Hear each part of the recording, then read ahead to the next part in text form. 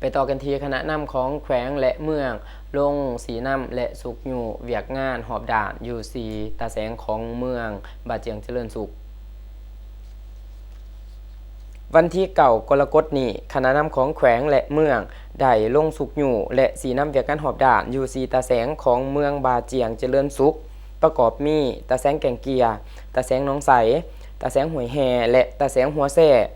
นำโดยทานนางวาสนาศิริมาคณะประจำผักแขวง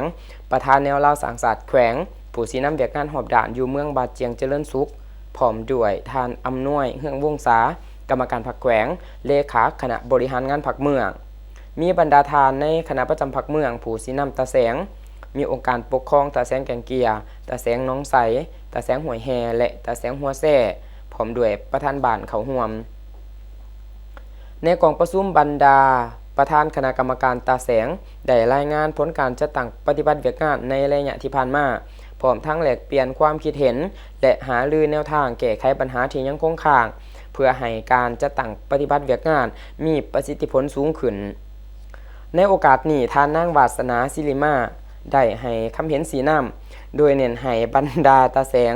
สืบต่อยกสูงความรับผิดชอบเพิ่มทวีการนำผ้าสีน้ำเวียกงานหอบด่านอย่างไก่สิทธิ์และมีประสิทธิผล